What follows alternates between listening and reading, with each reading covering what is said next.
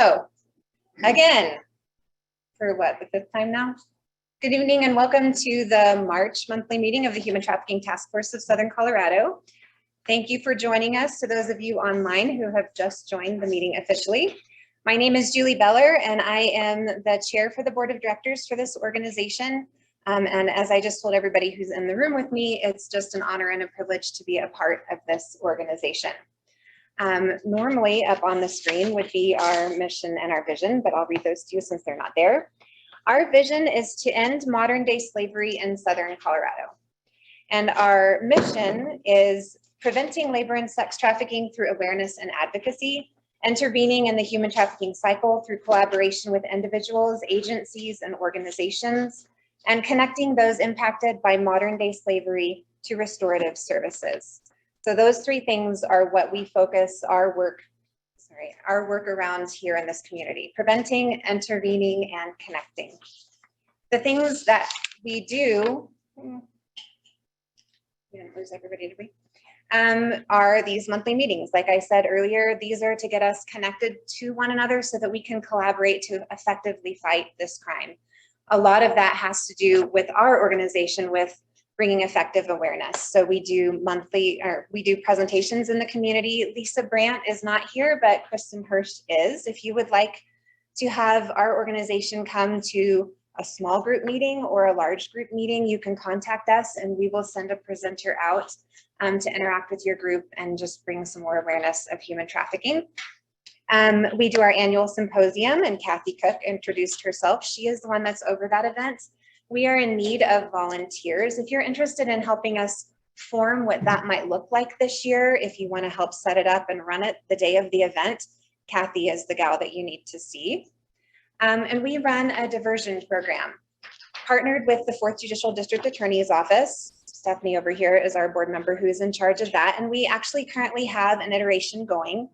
It looks different this time than it ever has because of COVID and some different needs, but we've had 3 participants. We had 4. One has chosen not to complete the program. But this is for individuals who have been arrested on charges of prostitution, or maybe they were in a massage parlor and they didn't have proper licensing. We're able to meet with them for 4 sessions. And what this does is it allows us to get one-on-one with these individuals, get to know a little bit of their stories, and then offer them connections into the community and resources to help them maybe make different choices for their life in the future. It's really one of my favorite programs. I've been involved in probably 5 or 6 iterations. And really just the personal aspect of getting into somebody's life. We all talk about how we want to help survivors thrive, but it's like you get into the nitty-gritty of things and it's not easy. Stories are never the same. They're extremely complex. How they got themselves involved in the situation they're in is almost always different. And it's dirty, messy work, but it's an honor and a privilege to be able to connect with those people and just be a smiling, caring face on their journey. And we do survivor support. In the last probably 4 or 5 weeks, we've made some connections where we have been able to help some survivors who are in a program in Northern Colorado get transportation. So we've offered some Uber transportation for them. And we're connecting with that program a little bit more.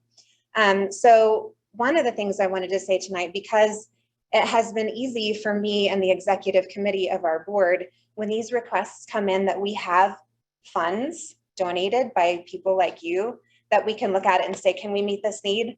Absolutely, yes, we can. And then we can send those funds on.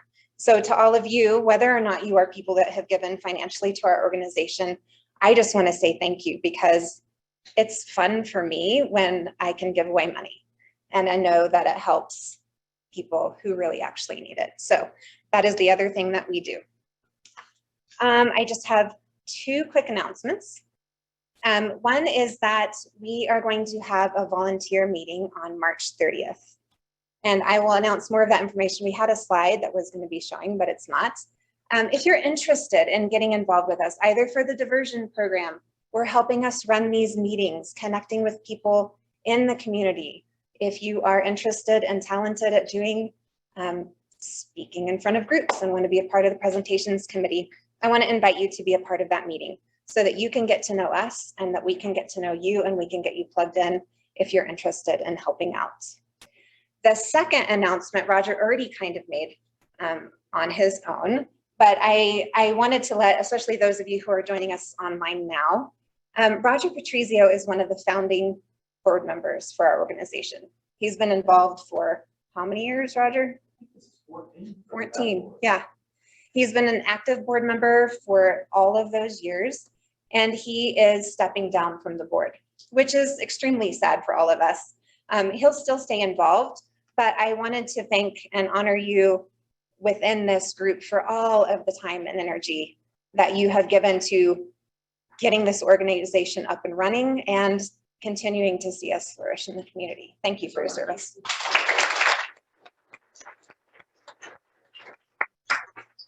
Okay, so now I will introduce our speaker, and this will work a little bit differently now that we don't have the phone. You'll have to be back here so they can see you. Make sure I don't knock this off. So we have two speakers this evening, and Roger will join them as well because, as he mentioned in his introduction, he was a part of the massage industry, ran the Massage Institute here in Colorado Springs for a long time. And the ordinance that we're going to be discussing tonight has to do with the massage therapy industry. But we have Sergeant Alan Vantland from CSPD and Councilman Dave Donaldson with us this evening to give us a better look at what this ordinance that we've been talking about since October at our symposium is going to look like. So do you guys want to come up together? How do you want this to work? You want me to start, Alan? Sure. I'll just give a kind of my side of it, and then Alan's really going to have probably some of the details, the better stuff. Okay. All right. Okay.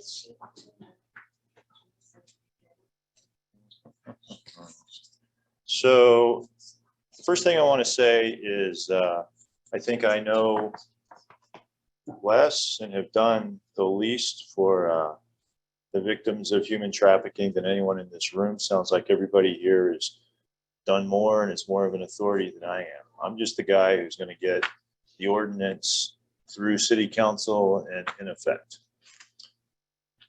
The first introduction to this for me was actually back, could have been in late 2020, and this was brought before city council back then.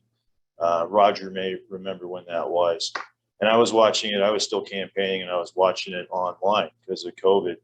And it was, I think it was Commander Whittington from BNI that was presenting information, and it just didn't go anywhere. It got just kind of stopped after that meeting, and I was surprised by that.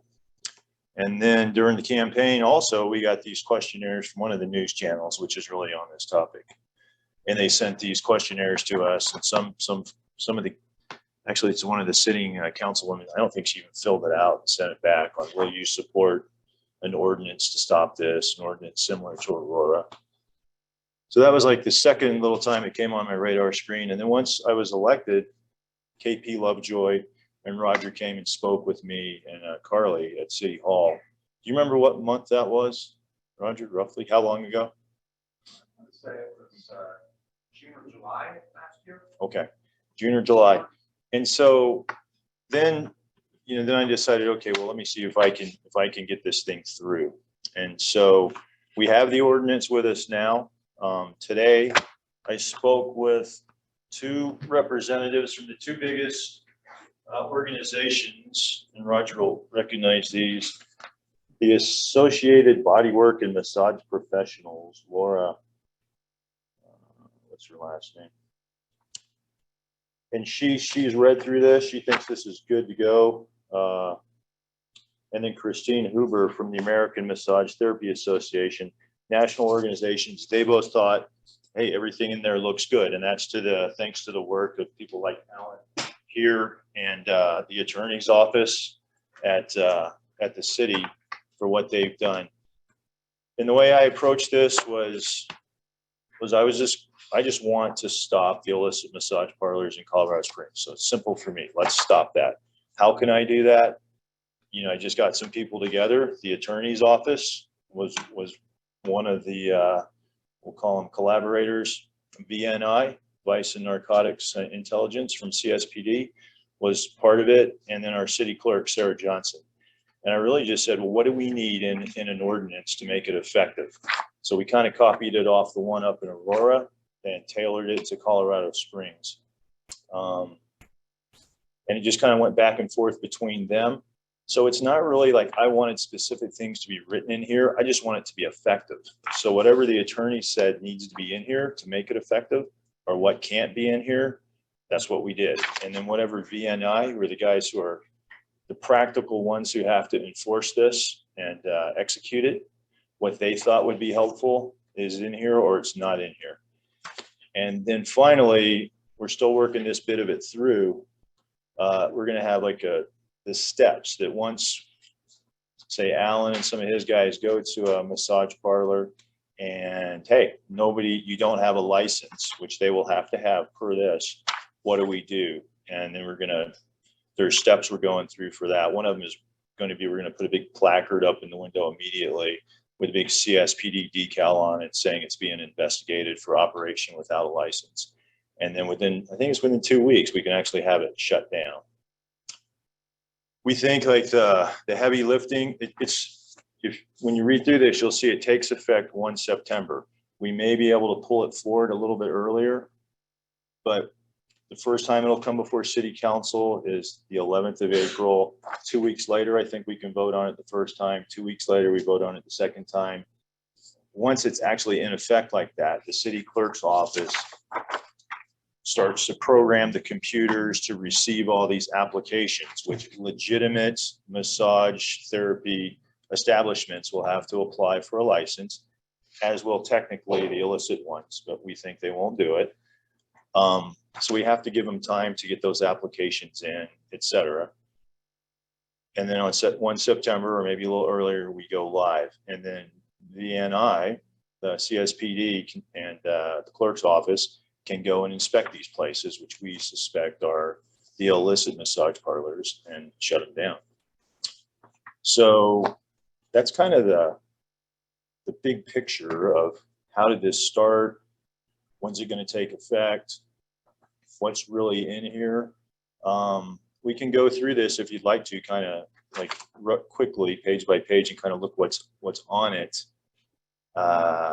There's key things like Alan was talking about just a moment ago, where it might have just said clothed, but then we had to define what clothed means. You know, someone giving a massage has to be clothed. There's hours that they can operate, right, from 5 a.m. to 11 p.m. Then they have, the doors are locked, nobody's in there, which much different than it is now.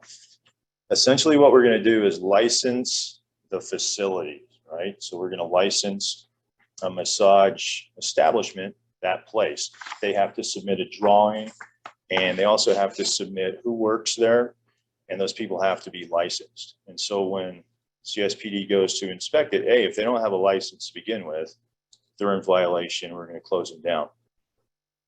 The big difference between that and the way it is now, and again, Sergeant Van Land can explain this more, is right now they have to do kind of like, what would you call it? An operation to get somebody in there to record, I don't know if you record it, but to experience what's going on and then make sure it's improper. If they don't have a license, we don't have to go any farther than that. We're going to shut them down. So that's the huge difference. And we can shut down 18 of them, you know, in day one if they don't have licenses. Whereas before, it was quite a manpower and hour intensive operation to do that. I think that's pretty accurate. Do you have any questions off what we've said so far? Yes, ma'am. One question is, what kind of support for or against this?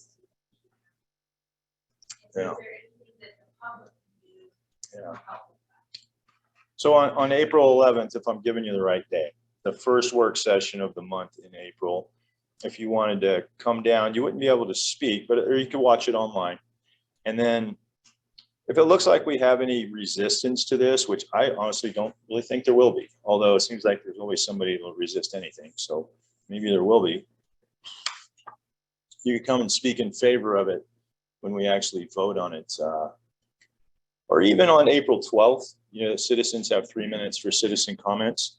You could come in and say, hey, I saw what you guys are doing yesterday. I saw that work session with the illicit massage parlor ordinance, and I really support that. And these are the reasons why. So that could be helpful. Those two major, those two national organizations of massage people that I spoke to today, the fact that they're on board and they think, yep, this is good. The fact that it's like Roger has looked at it, he thinks there's nothing in here. When we crafted this, what we wanted to do was the lowest impact we could possibly have on legitimate businesses. We want to just barely touch them. We want to like not make this hard for them. The fee, I believe, is $110 for a year. When I was talking to those ladies online today on that Teams call, they were saying some states, like they have fees of thousands of dollars per year for massage places. So they were very happy to hear it's that low. But that was the big idea, is make it a light touch for the good businesses and then make it really easy to use to shut down the bad ones, right? So again, that's why I was a little surprised when I was seeing this 1.5 years ago that it didn't go anywhere. I just think it's, you know, kind of a no-brainer to me, right? I mean, who is for this? Who is for illicit massage parlor? The only reason there would be resistance if we made the ordinance tough on real businesses, if we had a big fee, or we had something in here which was really going to make their life hard for them, I think then we would get resistance. That was the question I expected, though. Does anyone else have a question? So I know all those people check this out. It's good, but a lot of times they'll operate off of one license for the whole place. So this should probably help that. And a lot of times that same person's license is in 5 different places. So that this covers all of that. So the way I understand this, and again, like I'm just the tool, I'm just the conduit to make it happen, is those 5 physical buildings, they all have to have a license. Alan and his guys are going to go to each one of those. Oh, there, you know, what a nice day. Show me your license. Oh, you don't have one? Whammy, they put the sticker up there.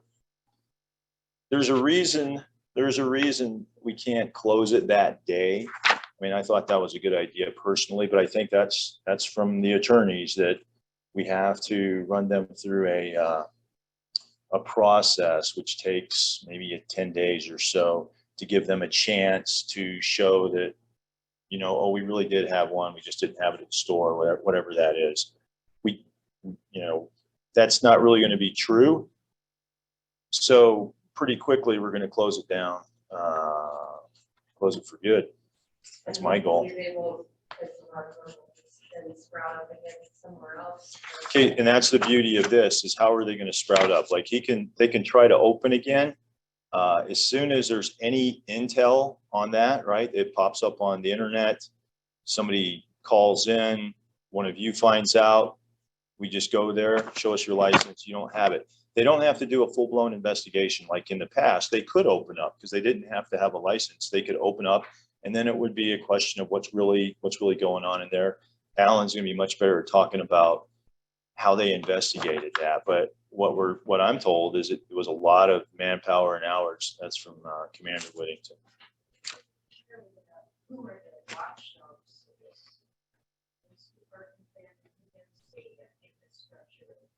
Issuing the licenses, sort of things. That'll be Sarah Johnson, who's our county, or not county, but our city clerk. And she's in the cab, you know, the city administration building. I asked, she wanted to be here tonight. Just something popped up. I was trying to rope her into being here too, along with Alan, and to answer specific questions on the licensing part of it.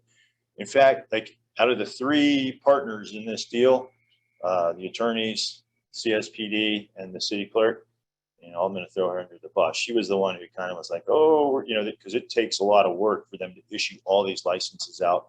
I believe they think there's 140 legitimate massage establishments.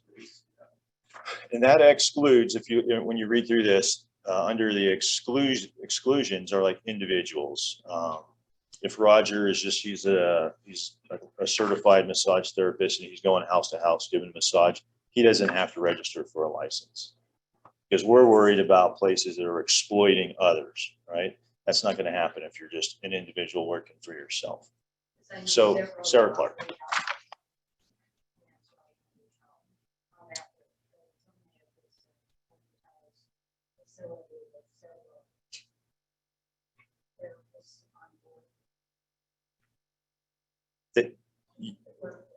What you're saying is correct because, and again, Alan can talk about this too, that's where we see the human trafficking or illicit massage happening is in established places.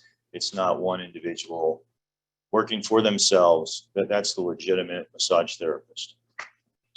Yeah. Sarah Johnson.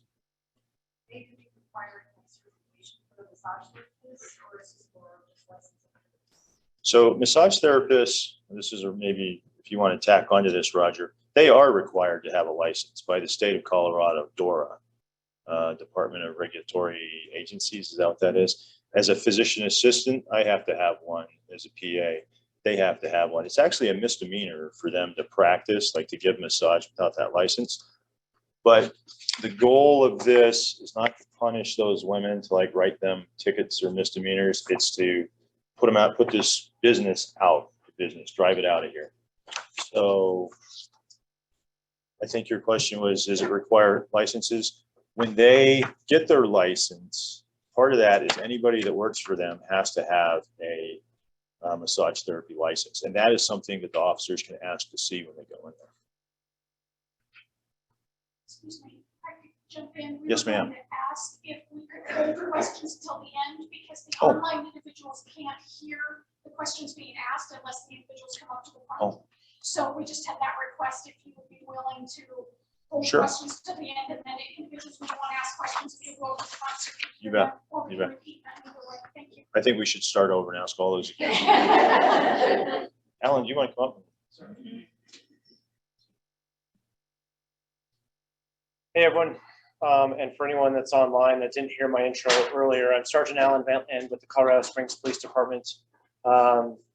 2 years and a couple months ago, I took over our Metro Vice unit, and our unit is responsible for investigating human trafficking and all the what might be considered like sub crimes underneath that, or the feeder crimes to that, pimping and pandering and prostitution itself. They all lump under commercial sex. But then there's obviously labor trafficking as well. And we do a little bit of gambling sometimes, but really that like the relative severity, we put like 99% of our efforts towards what we see on the front end as likely being a felony case, a trafficking case, sex or labor trafficking, or pimping. Because sex trafficking and pimping are two different statutes in the Colorado law, but they pretty much look like the same thing on the street. And it's really easy to go from a consensual, if you will, pimping relationship where someone's mooching off of or taking someone else's money that they're making through prostitution to then coercing that person into it. It's really kind of like a scale, if you will. On the topic of illicit massage parlors in particular, when I took over in the start of 2020, that KRDO hour-long video about it had just come out a month before. Aurora's law or ordinance had gone into effect sometime in 2019 as well. And there were some, to my understanding, from what had been told me, there was some concerns about like, would their law actually be upheld or not? Would that be feasible down here? What can we do with like the tools that we currently have?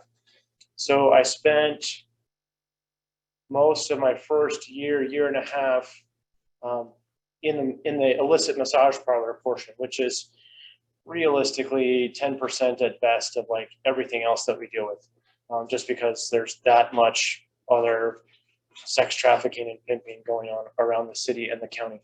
And just for everyone's understanding, my team is me, 3 CSPD detectives, and 1 sheriff's office detective. 2 years ago, it was 3 CSPD detectives and me. My team, my three guys put in so much work in 2020 and were able to show such an increase in cases and number of arrests that in an early 2020 reorganization within the department that was done for some other purposes. One of the benefits is they reassigned some people off of other teams and gave me a sheriff's deputy detective. And when our staffing numbers come up, we are assigned a fifth detective as well. We just don't have the staffing for it right now. But so at least staff recognizes the need and the growing need for it, and that helps us quite a bit. In the midst of all that, when I looked at the tools that I had in 2020 before this ordinance to go, hey, what can we do? One thing we can do is we can go into a massage parlor and do a full-blown felony investigation. Let's go after that owner. Let's see if we can prove that he is pimping these women out. Let's see if we can't go after a money laundering angle, sex trafficking if we can. And if anyone is familiar with it, late 2020, we made an arrest in the Rose Spa massage parlor up at Dublin and Union. That business ultimately shut down, not because of our felony investigation, but because the landlord heard that illicit sex was going on at that business. And he said, I don't want that in my business. If you're able to provide me your case, so they had the legal backing to shut it down, we'll evict them. It was a major endeavor. It was one of our largest cases that year. In 2020 alone, we spent over 300 staffing hours on that case. And it's continued because it's supposed to be going, well, it was going to go to trial in December, got pushed back for some COVID concerns. It should be going to trial in April or May of this year. And we're continuing to do some further investigation on that to strengthen it for court. To the point that you just start doing the math and going, there's no way my small team can put in 300 or 400 hours on each and every massage parlor when there's about 30 that there's probably about 25 that I would say I'm very sure are illicit throughout the county, most of which are in the city, and 5 more that are likely illicit. We just don't have the numbers for that, and it takes so long that by the time you shut one down, another one pops up. Simultaneous to doing those, we also ran other much smaller cases to go after the public nuisance ordinance process. So the public nuisance law as it currently stands in Colorado Springs is if you can show that a certain number of different crimes are going on at a property, then the city attorney can go through court processes working with us to seize that property. That requires, in the case of illicit massage parlors, 2 separate instances of prostitution, evidence of prostitution. So I go out with my whole team, and that operation takes about 20, 25 staffing hours, all said and done to prove one, give them the opportunity to clean up, which we know isn't going to happen, come back 2 or 3 months later. COVID timelines really impacted that, and some of those were further out. But we have to come back a second time and show how that works, and then start working with the city attorney after having 2 separate instances to then try and get them to close. Also not very efficient, right? So I am really excited about this ordinance. It has, as Councilman has said, gone through a bunch of iterations because we want to make sure that we're not just rushing something in that says, oh, look, we accomplished something, but we can't actually use it. We want to make sure that it's usable and that the timeline on that is not 300 staffing hours in a year and a half to get something shut down. It's not 100 staffing hours to go through the public nuisance process and maybe half a year to get it shut down. But it would be as simple as maybe 2 detectives going up to a business, walking in, saying, "Hey, let me see your license." Oh, you don't have a license? Cool. We're throwing up a placard. That part's not finalized yet, but the idea would be to, in the short term, throw up a placard on the door that says, "Hey, this is under investigation for illicit massage," which would be a very big deterrent. I'm very sure for anyone that everyone that we've contacted, because we've contacted a lot of buyers as they've come to these massage parlors.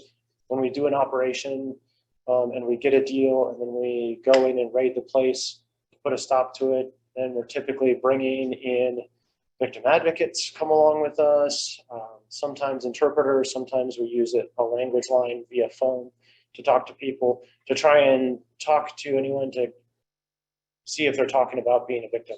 And they're I think they're all taught very much to be very close-lipped about a lot of things. It's very, very difficult to get them to open up, to the point that even if we had a detective in there that had made an agreement with them of a sex act for money, we go in and we talk with them and we're going, hey, is anyone making you do this?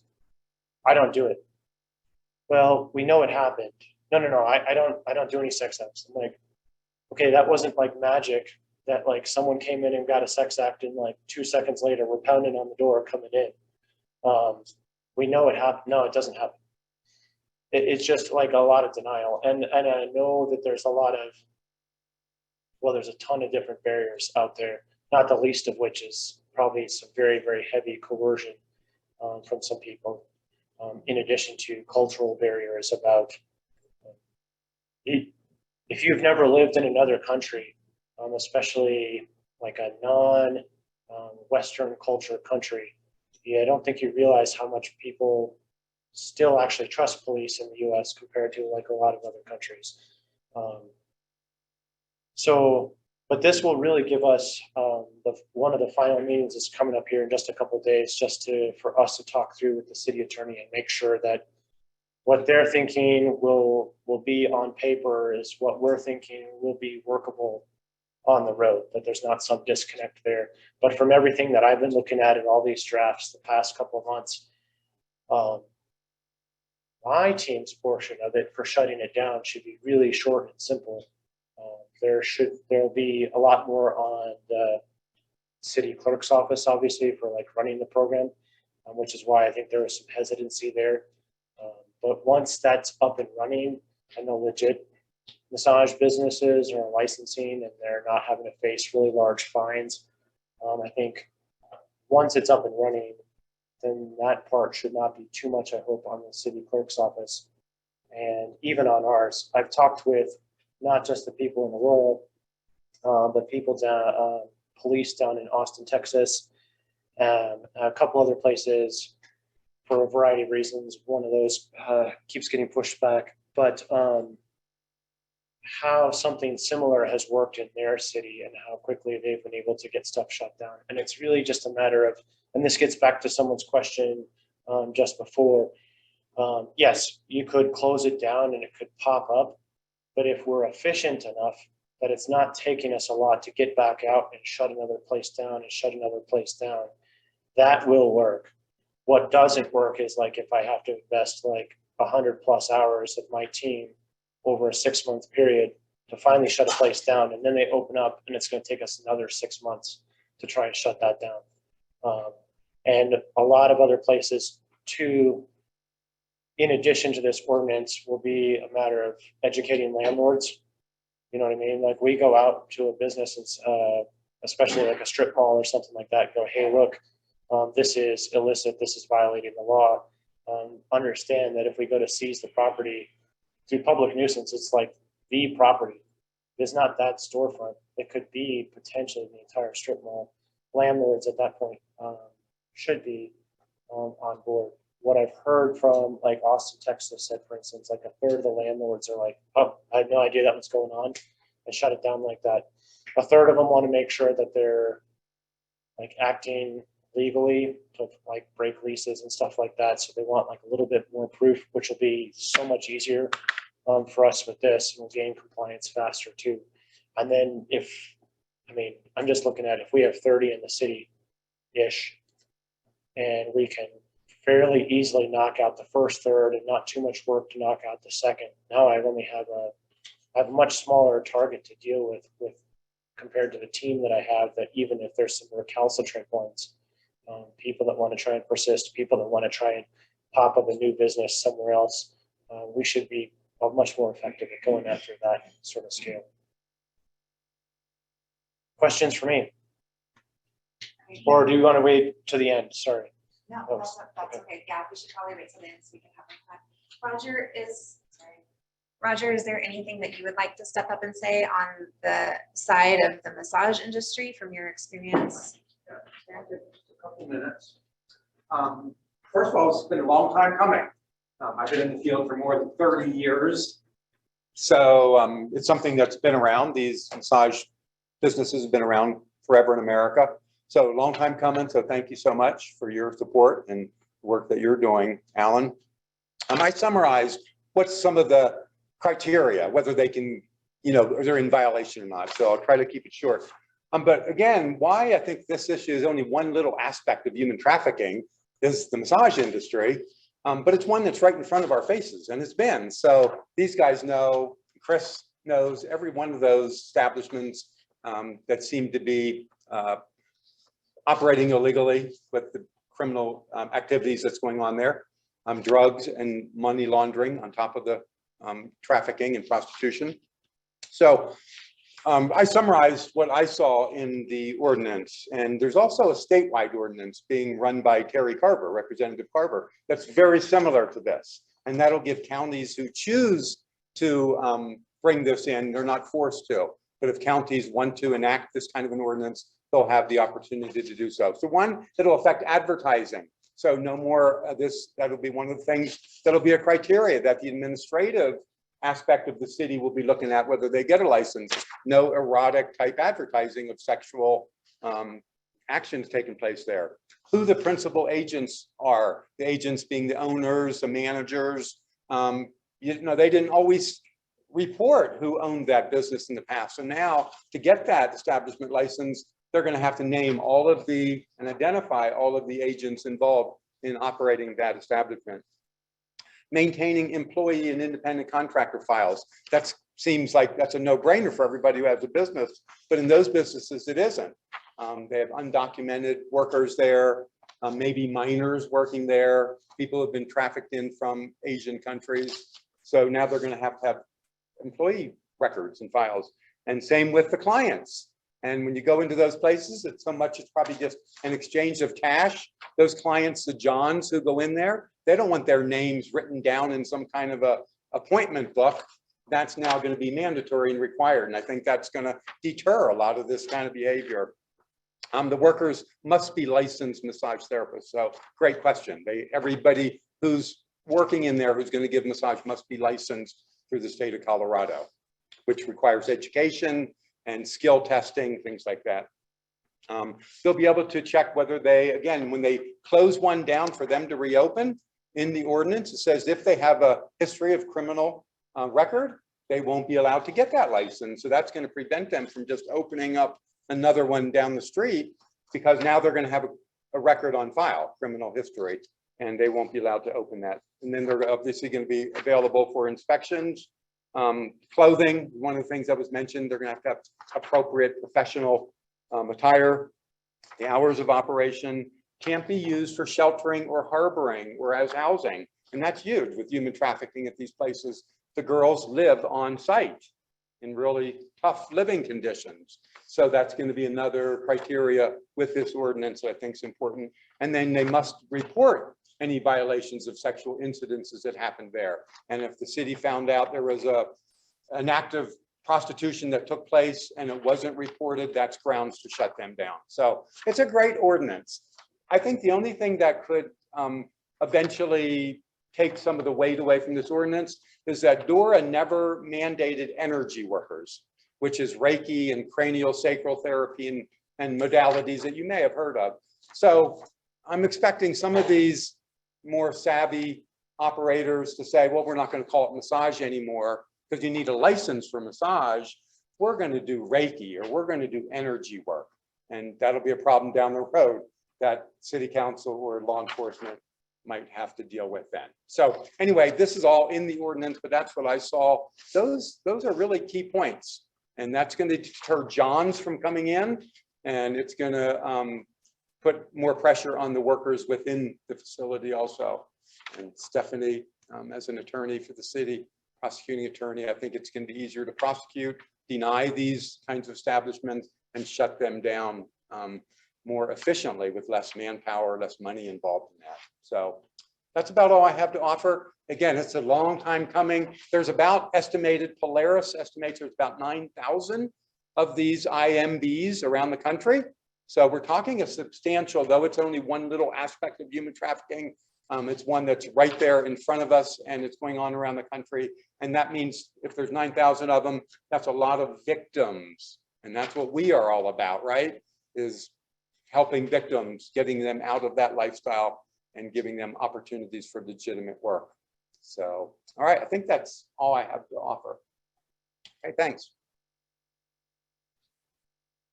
Yeah, I'd like to open it up for questions, and because we weren't able to get this to work, if you have a question, if you wouldn't mind coming up here so that the people online can hear you ask your question, or could they hear you from their phone, or how should we do this? You want us to just repeat it, whoever they like to ask the question to, go up and repeat the question. If you want to do it that way, that'd be I fine. think sound is only coming from the laptop, so Okay, we'll have to just make it visible or audible from there, I think. okay, but you have questions from I do people have that are online. questions. Would you guys like to come back up here and answer those questions? So first of all, just to share, there were a couple of comments that came in, just showing appreciation for this and all the work that's gone into it, and the very positive feelings about it. Thank you. So a couple of questions. Early on, there was a mention about improper documentation was one of the things mentioned. But just along those lines, would advertising reviews on sites like Rub Maps be a tool that could be used to show a violation and potentially be a tool in shutting these operations down? Right,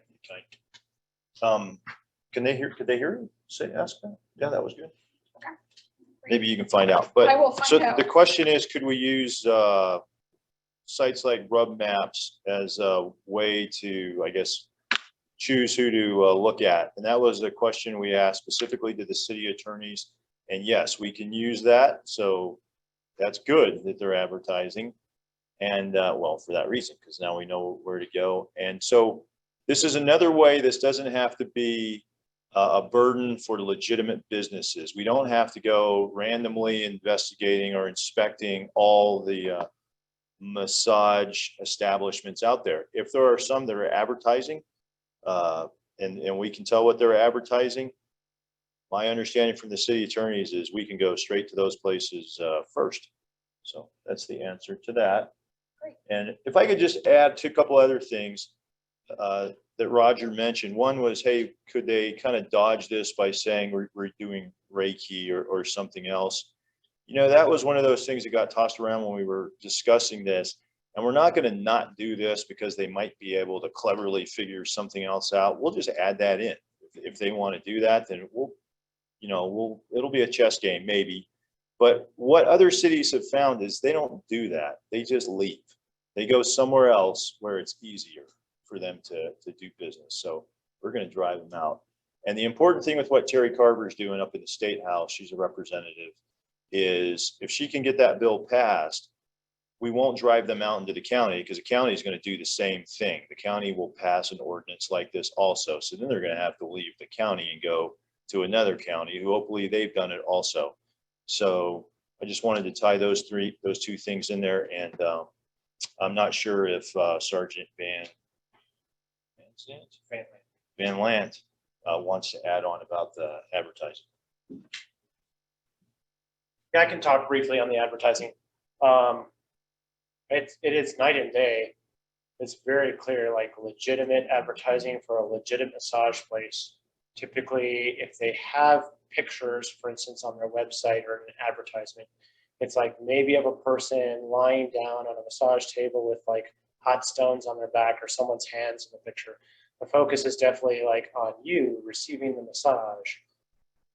In an illicit business, whether it's on Rub Maps, which is certainly a very useful tool, or their illicit advertising, the pictures are not like anyone receiving a massage. The pictures are of young Asian women in very skimpy clothing. So and that is actually addressed in the ordinance. That alone would be a violation for it. So I think that should I think it's prepared to cover it in the ordinance. All right, next question. Are there any resources allocated for the masseuses suspected victims of trafficking after an IMB is shut down?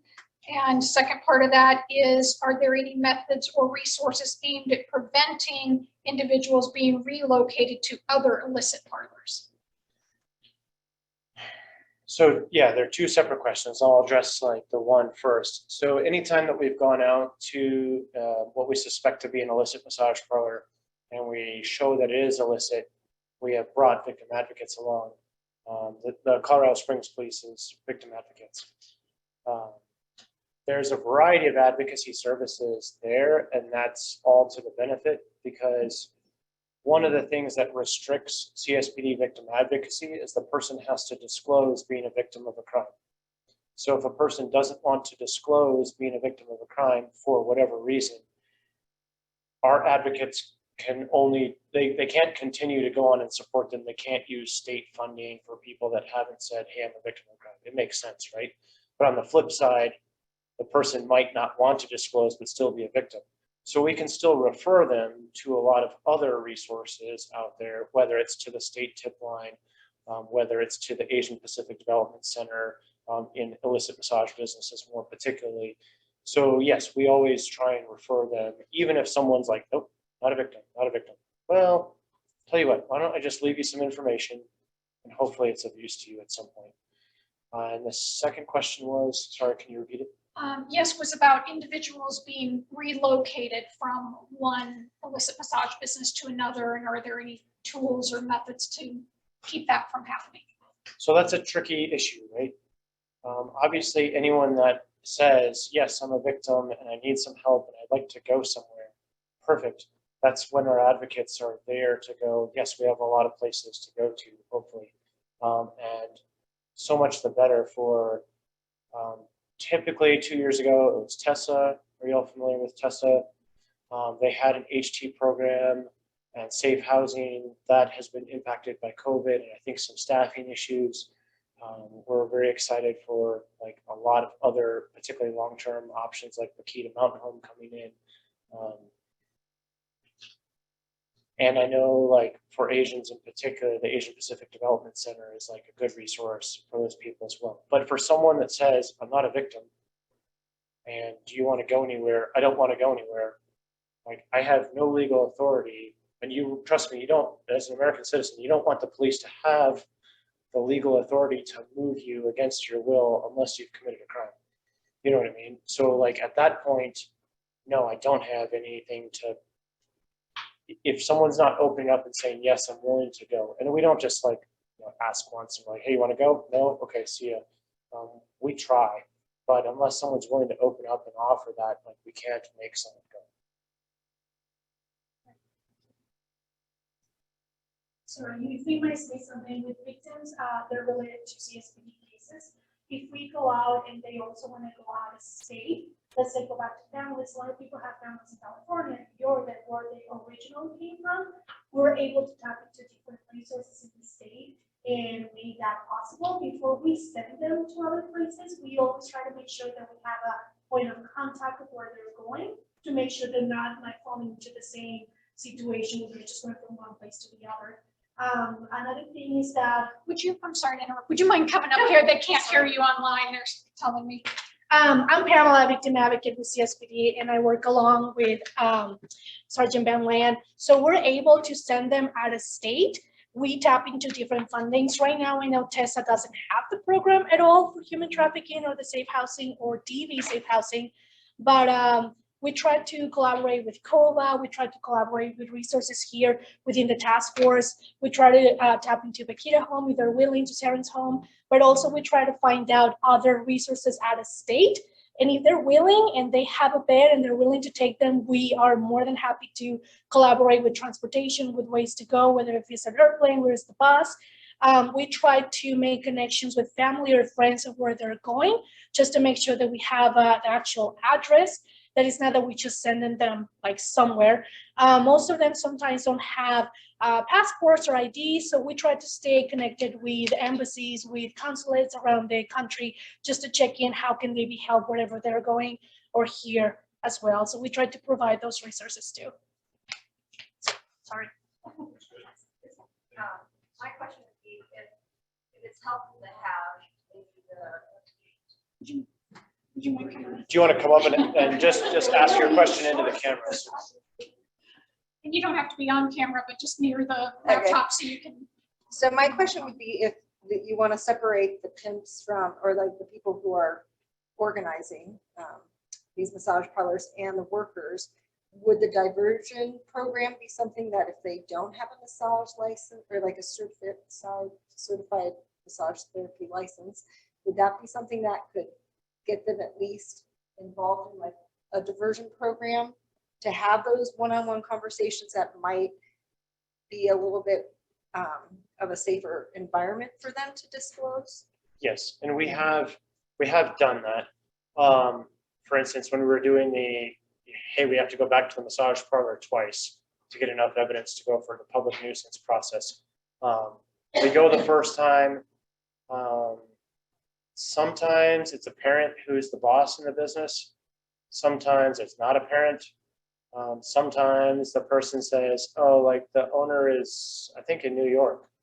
And you're like, well, how does that work? Who is it? I don't know. Well, where do you send money? Well, I just send money off. Sometimes people say, oh, the boss is in town, but I never met him. I just got a phone call to come work at this business.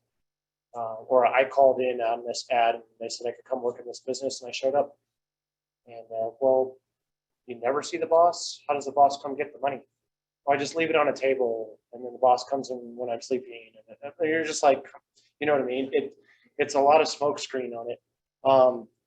But when we went back to those businesses, like the first time we just said, hey, a warning, right? If you're saying that it's really difficult when I suspect someone's a victim and they're saying they're not a victim. And then I don't want to be like, well, here's your prostitution ticket. So I give a warning the first time and offer a lot of resources. And then we come back out the second time. And I'm like, I still suspect that you are a human trafficking victim and you're not reporting it. But if I just leave you here and just give you a warning again, nothing's going to change for sure, right? Whereas if I give you the prostitution ticket, or actually what Stephanie Redfield with the DA's office came up with, gosh, almost a year and a half ago now, and we worked together, just DA's office and CSPD, we're actually able to give them what's called like a pre-arrest diversion notice, and says, I could arrest you today for prostitution. You could get a ticket today for it. But instead, we're just giving you this piece of paper, and you have 30 days to contact the DA's office. And if you voluntarily go through the diversion program, then you don't have to have anything on your criminal history saying prostitution. So it's the benefit of getting someone to a diversion program without the black mark of the prostitution on the criminal history. And there has to be some balance in that there too. I mean, someone who flat out is telling us like right from the get-go, and I'm thinking less than illicit massage parlor who someone's reluctant to talk, and more someone on the street that is just very anti like a lot of things, you know what I mean? And or maybe involved in some other criminal things as well, as to whether we just get the ticket, whether we think diversion is going to be a good option. If they're saying, no, I'm not going to contact the district attorney, well, then why assign the paperwork ahead? I might as well give them the ticket now to make them go through that. But yes, it is an option that we have tried as well, because my thought is leaving them where they're at is not going to help anything. But to your point, if they go to diversion, at least there's a possibility that now talking to, yes, it's a criminal justice program, but as you guys know, it's not really run by the DA's office. Well, they overall run it, but the people that are showing up are not cops, not all being done by the prosecutors.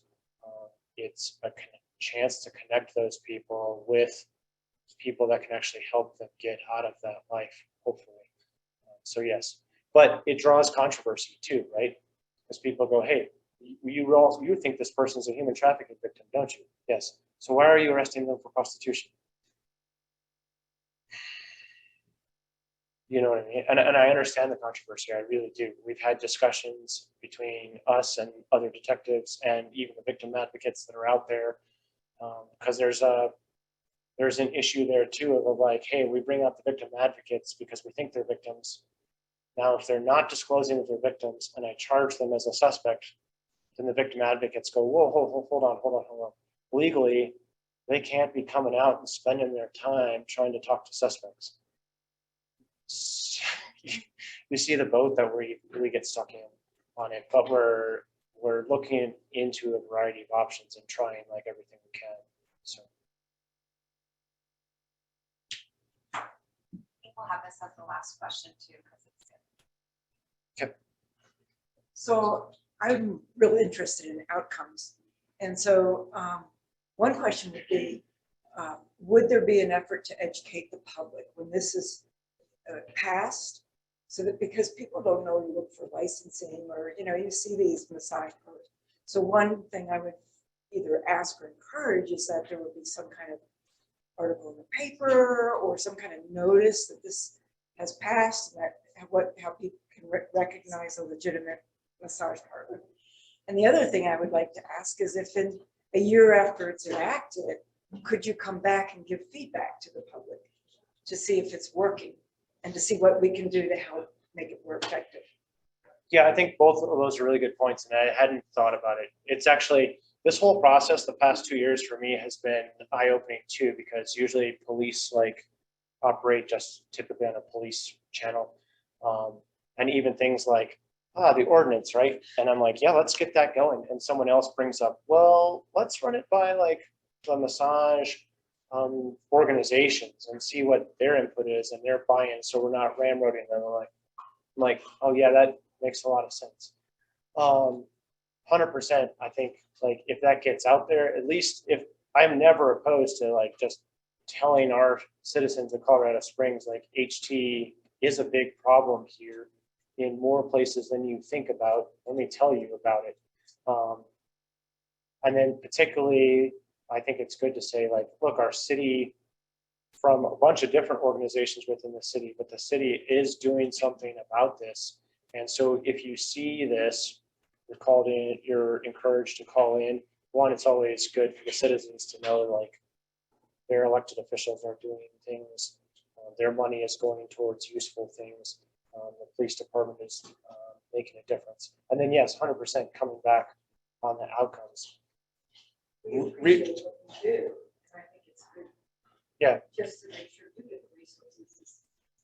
Yeah. No, but 100%, like within a year of this going into effect, will they all be gone? Yes.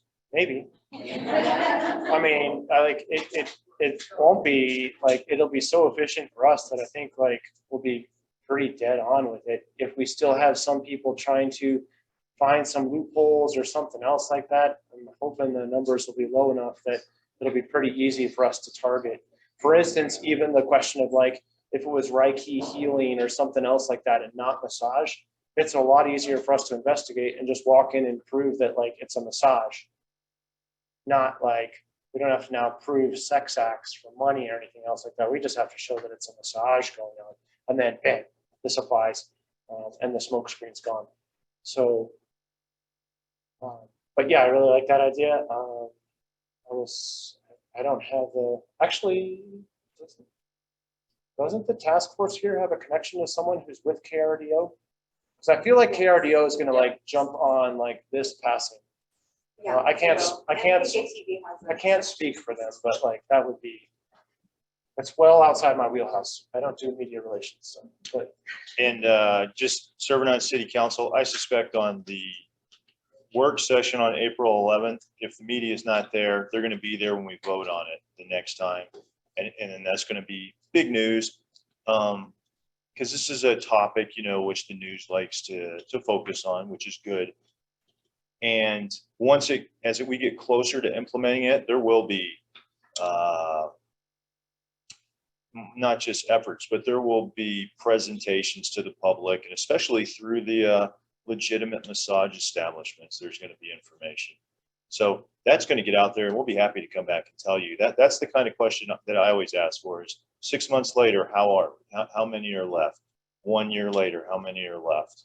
And we really believe all the heavy lifting is going to be that first 6 months when these good folks are going to be out checking for licenses and closing places down. But once they're gone, I think they're gone.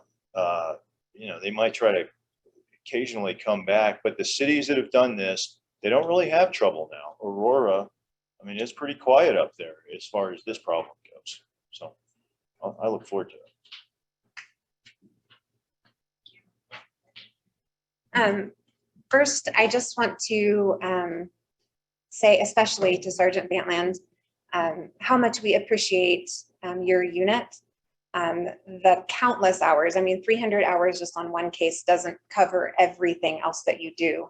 As you walked in this room this evening, you talked about you had just come from InterQuest and doing some investigations out there, and the daily struggles of, we got a tip, is it legit? Do we spend our time on it? Do we not? What if we don't, but it's real? Like the mental games you can play with yourself and the effort that you and your team put into this is incredible.